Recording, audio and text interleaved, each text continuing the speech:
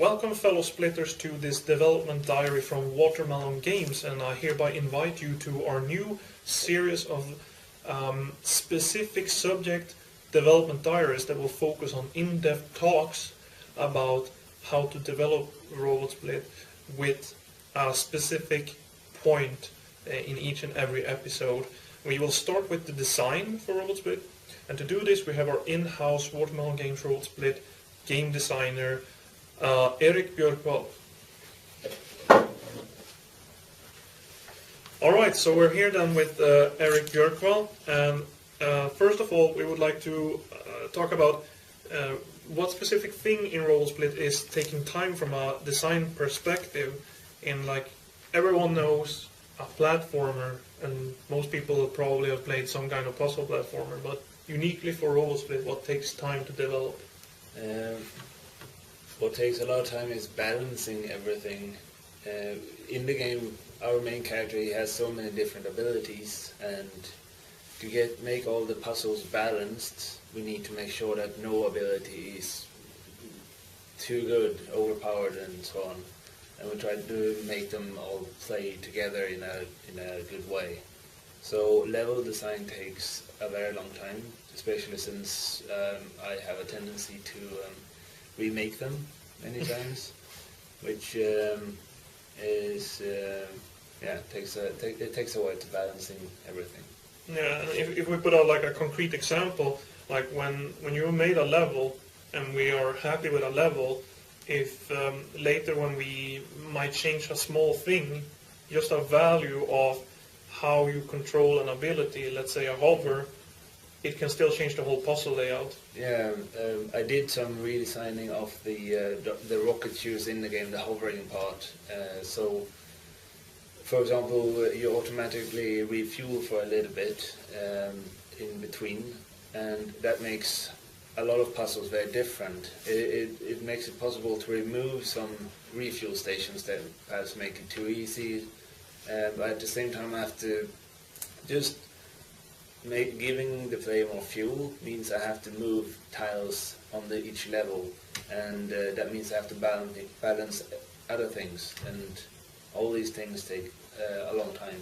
Yeah, and you have to test it, like for instance, sometimes I can give feedback to a certain thing, and if I need a certain change because I think it can gain, and if we have to try that specific thing, then you have to rebalance other things as well. And even if we change it at one point for a specific thing, 20 levels later, it might change something there. Yeah, it's not very easy to add things to sticks right now.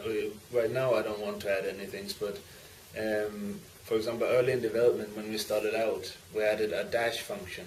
That wasn't planned at first, but why not? It could be fun, which made many puzzles completely impossible because they became way too easy. So then we had to tweak the dash function, and it took time to try to motivate the dash function in the game. And in the end, we removed it again. Yeah. But those things, those mistakes, take a lot of time as well.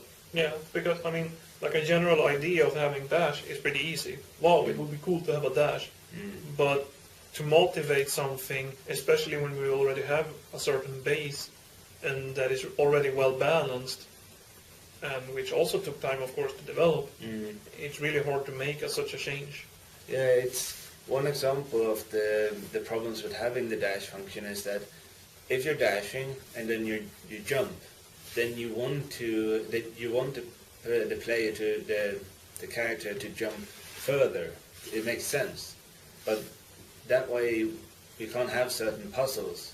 So either we have the dash function and then you jump, but you don't jump further. It's the same length as before, but that looks really strange. Then we tried another version where you can't jump if you're using the dash function. You have to be on ground. But that's everyone tries to jump and then they don't jump and then they die, and it's frustrating, and we don't want frustration in the game. So yeah, in the end we just removed it. Yeah. We have it in a way where if you split sticks and you control only the bottom part, and you start the rocket juice so you can go up and everything, then you do move a bit quicker. So it's kind of like the dash function, but it works. It fills up a bit of the same functionality. Yeah. But it also has a counterbalance because the fuel bar Yeah. and the kind of time trial aspect as well might have some kind of tweak to that because of the fuel stations and the refueling part of the game. Yeah. Okay, so let's talk a little bit about the 10-week project that we had. What has changed game design-wise? What news do we have that will probably be shown in the demo already?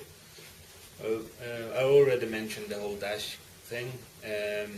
We also made sure that the player has more control of the bottom part when you have the rocket shoes activated, so you can steer around much easier. It gives much better flow in the game. It feels more like that's how it should be. As always, when I do some changes to the design, that means that the programmers have to change their code, and that also makes the project drag out a bit. But you have to make some changes. Sometimes it's never going to be perfect from the beginning. You're always going to have to do changes, and it feels much better now. Yeah. Speaking of changes to the programming, everything that we have like a bug fix to early prototype stages of how you attach to a wall or how you have collision handling has been updated a lot since earlier.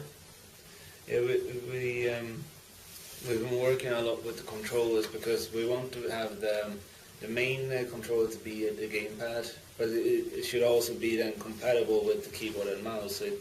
So it both feels very good right now, but it also meant I had to move around some functions, move some keys, and attaching to walls. I think we've changed that the most, how we do that. Definitely.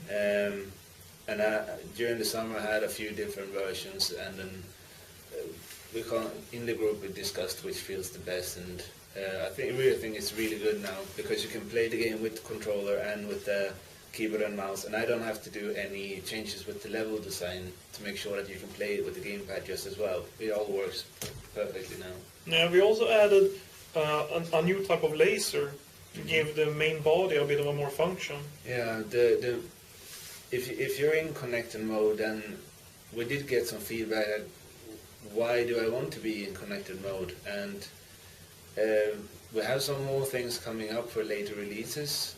But at the moment, yeah, like you said, we added a laser where you have to be connected to go through it, and it's actually a lot of fun because I could do some new puzzles where you have to, well, you're gonna see, but we got some really fun puzzles with that small, adding that laser. Yeah, it also affects, like, when you split your robot and use the different parts, to getting them together at certain points actually adds to a puzzle element because you have to think at certain stages when you actually will have to put him together to go through some sort of, like a laser, for instance.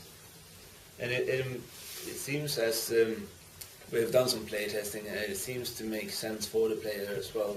I was a bit worried at some of the later levels where you have white laser that are they're quite difficult, but it made sense to the player. They could look at the level and make some planning, and I'm gonna try that one. And very often, as usual, they don't do it the way I intended it, but no, it's a lot of fun. Yeah, and you already mentioned gamepad support because after 10 weeks the gamepad support was very, very limited.